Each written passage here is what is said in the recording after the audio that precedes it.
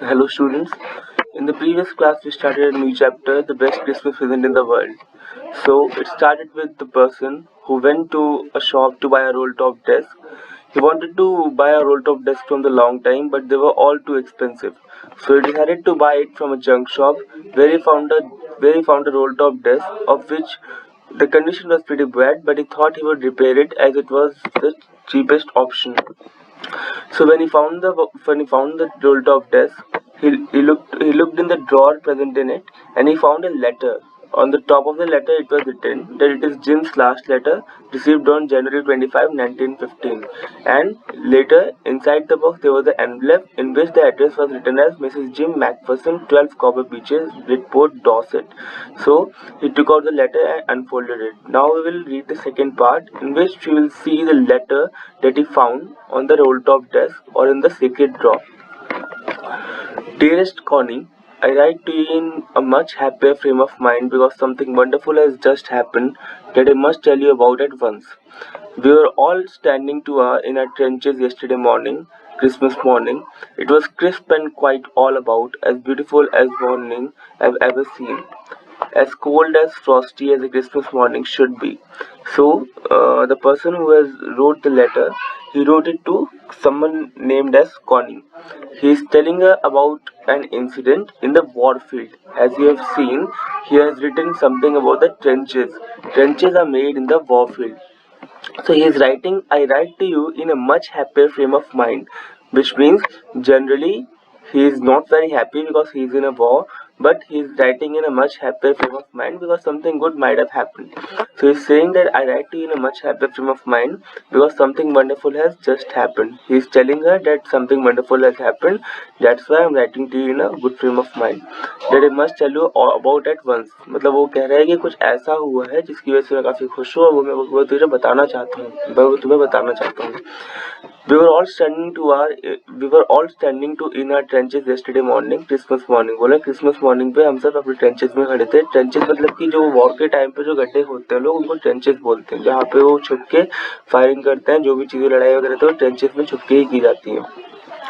बोलता है it was crisp and quite all about, मतलब कि काफी काफी शांति थी और ब्यूटीफुल मॉर्निंग थी और ठंडी और फ्रॉस्टी मॉर्निंग थी, क्रिसमस पे होनी चाहिए. I should like to be able to tell you that we began it, but the truth, I am ashamed to say it, is that Fritz began it. First, someone saw a white flag waving from the trenches opposite. Fritz means Fritz means the German soldiers. So बोल रहा है कि I should like to be able to tell you that we began it. मतलब मैं तुम्हें बताना, अगर ऐसा होता कि ये हमने शुरू किया था जो हुआ तो मुझे काफी खुशी होती है, लेकिन सच्चाई ये है कि हमने नहीं, जो जर्मन सोल्जर्स है उन्होंने शुरू किया. First someone saw white flag waving from the trenches opposite. तो बोल रहा है कि जो अपोजिट साइड की ट्रेंच है, मतलब कि जो एनिमी साइड की ट्रेंच है, वहां से किसी ने व्हाइट फ्लैग वेव किया. व्हाइट फ्लैग आपको पता है, व्हाइट फ्लैग जो वेव होता है वो पीस के लिए वेव किया जाता है. कि मतलब अगर कोई वॉर चल रही है या कोई भी लड़ाई चल रही है, अगर व्हाइट फ्लैग किसी ने वेव कर दिया तो मतलब he wants peace, he doesn't wants war anymore.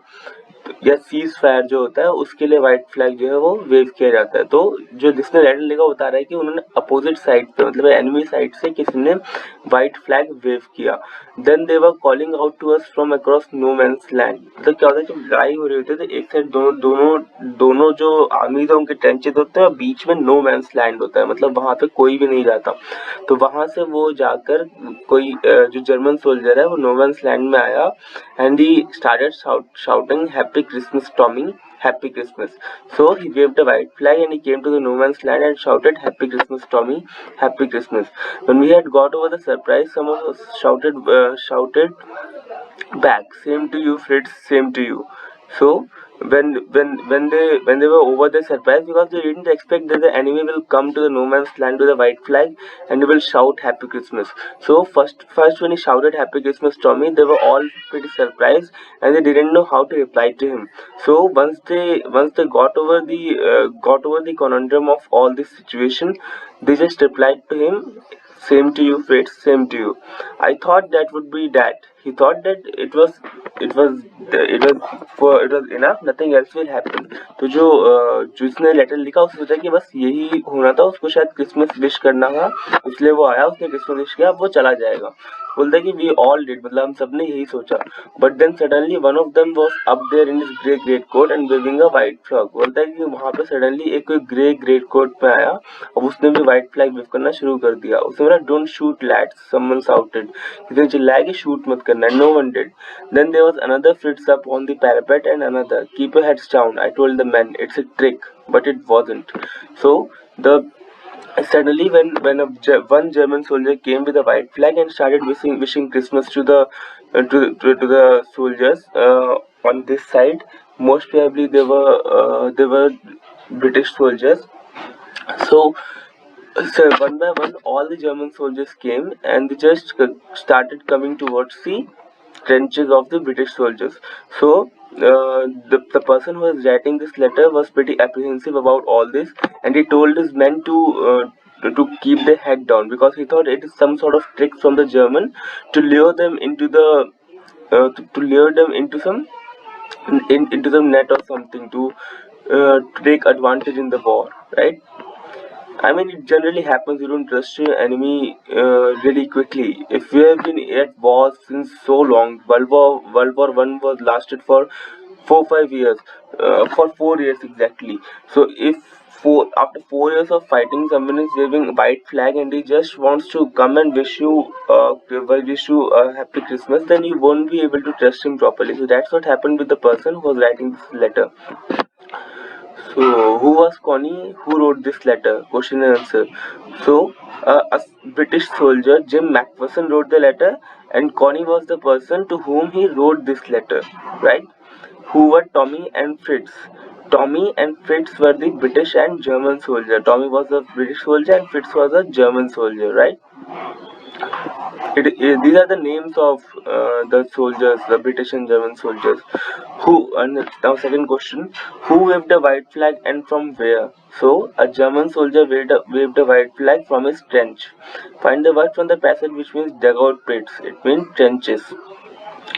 Now we'll move to the next stanza, next paragraph. One of the Germans was waving a bottle above his head. It is Christmas Day, Tommy. We have snaps. We have sausage. We meet you, yes? By this time, there were dozens of them walking towards us across no man's land and not a rifle between them. So, suddenly, one of the German was waving a bottle above his head and said, it's Christmas, Tommy. Which means he was waving a bottle. He was just showing that we have bottle to drink, and he also said we have sausages to eat. And he asked the British soldiers that if we can meet them or not. He said, we meet you, yes? Because he might not be knowing very good English because he was German, right? By this time, there were dozens of them walking towards us across no man's land and not a rifle between them, which means they were all coming to just celebrate the Christmas and they didn't have rifles with them. Little Private Morris was the first up. Come on, boys, what are we waiting for? So, from the Britishers' side, Little Private Morris. Private is a rank of the army soldiers in the British Army. So, a Little Private Morris was the first up. When he saw the Germans, he was the first up. He said, "Come on, boys, what are you waiting for?" He asked his other soldier friends that what are we waiting for, boys? We should join the Germans. And then there was no stopping them. I was the officer. I should have stopped them there and then, I suppose. But the truth is that it never even occurred to me I should. So the person who is writing the letter, Jim Macpherson, was the officer, and he is thinking that I should have stopped my soldiers from going to the British side when they were asking them to celebrate the Christmas together. But he didn't stop anyone. All along their line and arcs, I could see men walking slowly towards one another, grey coats, khaki coats meeting in the middle. And I was one of them. I was part of this. In the middle of the war, we were making peace. You cannot imagine, dearest Connie, my feelings as I looked into the eyes of the Fritz officer who approached me, hands outstretched. Hans Wolf, he said, gripping my hand warmly and holding it. I am from Dusseldorf. I play the cello in the orchestra. Happy Christmas. So when the British and the German soldiers all met in the no man's land, it was quite a sight because no one thought that in the middle of a war they will be celebrating Christmas together. They were said to be enemies. They were fighting war from many years, but But suddenly, by the initiative of the one German soldier, or maybe of multiple German soldiers, they were all making peace in the middle of a war. So they were all just shaking hands and shouting Merry Christmas. And then suddenly the German officer came to meet the writer of this letter. He waved his hand and introduced himself that my name is Hans Wolf, and he said I'm from Düsseldorf. Düsseldorf is a place in Germany. He said I play the cello in the orchestra, and he said Happy Christmas. Cello is a instrument. Orchestra is a group of musicians. So the German soldier was also a musician. So he introduced himself to the Jim Macpherson, or the officer of the British side. What do you understand by the term no man's land? So no man's land is the area between both the trenches, where where no country has its hold. Who were the beginners of Christmas celebrations at the war zone? So the Britishers were the German soldiers were the beginners of the Christmas celebration at the war zone. Who was Hans Wolf? Where was he from? Hans Wolf was a German officer, and he was from where was he from? He was from Dusseldorf, right? Find the opposite words of the following from the passage. Last, first, coldly, warmly. Yeah. These are pretty easy ones. I hope all of you must be knowing the opposites of both these words. Now we'll move on to the next paragraph. Captain Jim Macpherson, I replied. When Hans Wolf introduced himself, the writer of the letter, Captain Jim Macpherson, replied and said, I'm Captain Jim Macpherson, and a happy Christmas to you too. I'm a school teacher from Dorset in the west of England. So he introduced himself that my name is Captain Jim Macpherson, and I'm a school teacher from Dorset. You see, during the World War, many of the school teachers, musicians, and all other people who were not the professional officers, they were recruited in the army because there were so much shortages of the soldiers, and the need was very high. People were dying in large numbers. Uh, so most of the people had to join army. So therefore, all these occupants like the musicians and the school teachers, they all had to join the army. So they introduced themselves. The German officer and the British officer, they both introduced themselves. Ah, Dorset, he smiled. Hans Wolf replied to Jim Macpherson. He said, Ah, Dorset, I know this place, I know it very well. He said, I know this place, I know it very well. We shared my rum ration and his excellent sausages, which means Jim Macpherson shared his drink, and Hans Wolf shared his sausage. And we talked. Connie, how we talked. He spoke almost perfect English, but it turned out that he had never set foot in Dorset, never ever been to England. He had learned all he knew of England from school and reading books in England. His favorite writer was Thomas Hardy. His favorite book, Far from the Madding Crowd. So Jim Macpherson is now telling about Hans Wolf to Connie. Connie might be his lover or wife. We will come to know about it later on. So he's telling that we talked and we had drinks and we had food together, and it turned out that Hans Olves had never been to Dorset, from the place from where Jim Macpherson belongs. But he knows a thing or two about England because he had learned it in his school, and his favorite writer was Thomas Hardy. Thomas Hardy is one of the most renowned language of the English language, and his favorite book, Hans Wolf's favorite book, is Far from the Madding Crowd. So out there in no man's land, we talked of Bathsheba and Gabriel Oak and Sergeant Troy and Dorset. He had a wife and one son, born just 6 months ago. So Hans Wolf had a wife and one son who is just 6 months old. As I looked about me, there were huddles of khaki and grey everywhere, all over no man's land, smoking, laughing, talking, drinking, eating. Hans Wolf and I shared what was left of your wonderful Christmas cake, Connie. So he's saying that as he looked around himself, they were all men. They were just smoking, laughing, talking, drinking, and they were just having fun. They were just celebrating Christmas. They just forgot about the war, and they were just into the moment and celebrating the Christmas like war had never happened. And they both are not enemies, but they are just friends. So he's telling Connie that I shared your Christmas cake with Hans Wolf. He thought the marzipan was the best and he had ever tasted. I agreed. We agreed about everything, and he was my enemy. So he's saying that while eating, the German soldier said that the marzipan was best he had ever tasted because he had never eaten any marzipan, which means marzipan is a sweet covering on the cake. So he's just telling that this is the best sweet covering on the cake that he had ever tasted, and they both agreed on the same. They both, although they were enemies, but they both agreed on the same. Isn't it ironical? But for the Christmas Eve, they both forgot that they were enemy, and they were just celebrating it like the war had never happened or it had never begun. So there was a Christmas. There never was a Christmas party like it, Connie.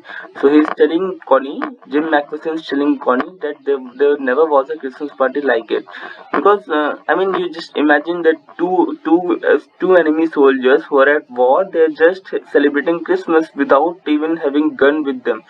That is the level of trust that they had incurred on both of the parties. I mean, it's quite unimaginable but quite fascinating as well. So we'll look at the questions based on this paragraph. Dorset, I know this place, I know it very well. Who said it and to whom? So, as you might remember, Hans Wolff has said it to Jim McPherson when Jim McPherson introduced himself. Had Hans Wolff ever been to England? No, as you have read, Hans Wolff has never been to England. The little knowledge that he has of England is only from the things that he has learned in the school only and from the literatures. So, who was Thomas Hardy? Thomas Hardy was a English writer, and he was the favorite English writer of Hans Wolff. Find the opposite words of the following from the passage: ever or worst. Ever, which means never, and worst means best.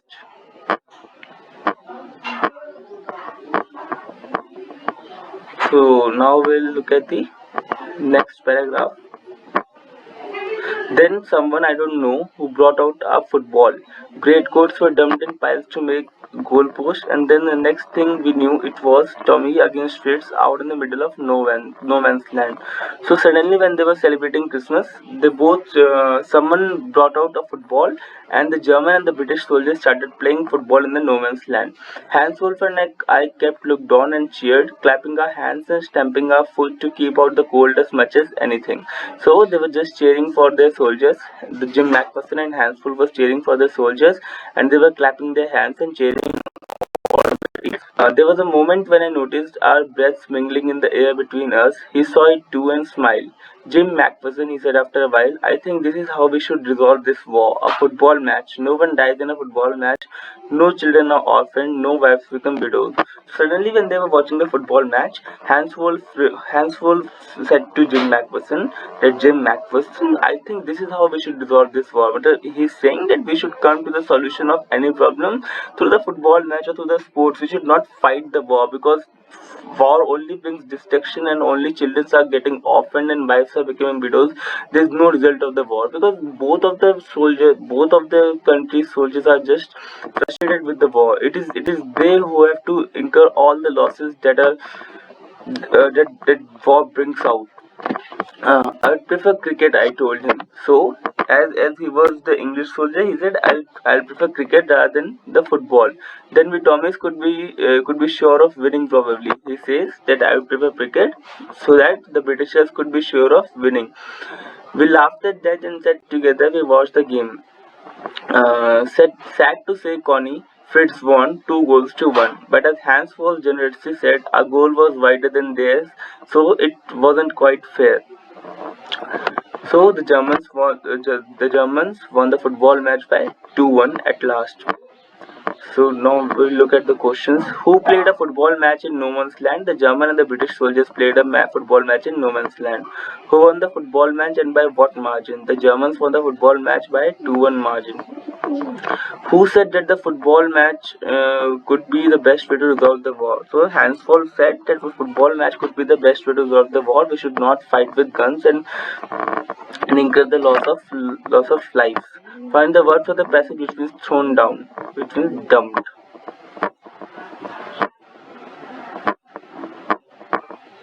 So we'll look at the last paragraph from the second part of this chapter. The time came, and all too soon, when the game was finished. The snaps and the rum and the sausage had long since run out, and we knew it was all over. I wished Hans well and told him I hoped he would see his family again soon, that the fighting would end and we could all go home. So the time came, which means the Christmas Eve was about to get over. all the football game that they were playing was finished, and the snaps and the rum and the sausages, everything that they were drinking and eating was also about to get finished. So both the sides of soldiers knew that it was time to go. The truce was over, and they all had to go back to their trenches, and from next morning they will have to start fighting. So Jim McPherson wished Hans well, and he told him that he hoped he would see his family again soon. I think that is what every soldier wants on both sides, Hans Wolf said. So Hans Wolf replied to him, I think that is what every soldier wants. He said, it's not me only, I guess every soldier wants to get back to his family. Take care, Jim McPherson. I shall never forget this moment, nor you. So Hansworth said that I would never forget this moment, and I hope you would never forget it as well. So he saluted and walked away from me slowly, unwillingly, I felt. He turned to wave just once and then became one of the hundreds of grey-coated men drifting back towards their trenches.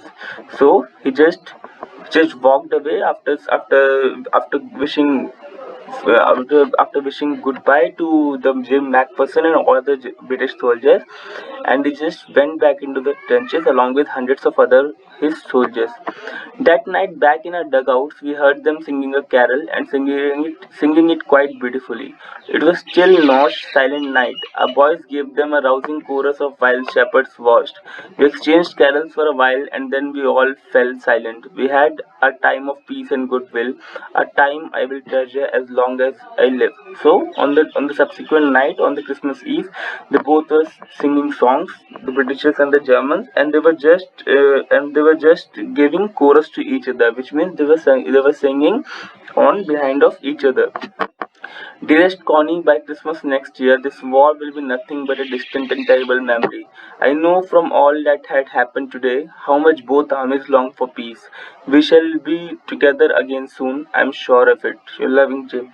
So he writes to Connie that he hopes that by next Christmas or by Christmas time next year, this war will be over, because he's hoping that this war will be over and there will just be a distant and terrible memory, which means he would have forget about the terrible war, and he would have moved ahead with his life, and the terrible life that both the armies are facing, they don't have to face it. And he's telling that the armies of both the sides want peace, because it is them who have to incur the loss of lives, and it is them who have to face all the consequences of the war.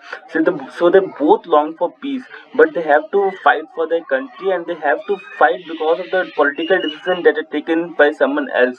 So that's why Jim McPherson is telling in this letter that how the two enemy soldiers, the two enemy sides, Germans and British, on the Christmas Eve, they both celebrated Christmas together, forgetting all the enmity that they had between them, and they just enjoyed the moment. And it was just a short time of peace and goodwill that he will cherish all his life. I think it was a wonderful gesture by both of the parties, and you should imagine how fascinating it might have looked if it actually happened. So I think there's so much to think and imagine in this chapter. I hope you all will read the chapter with so much excitement that and fascination that is there in the chapter.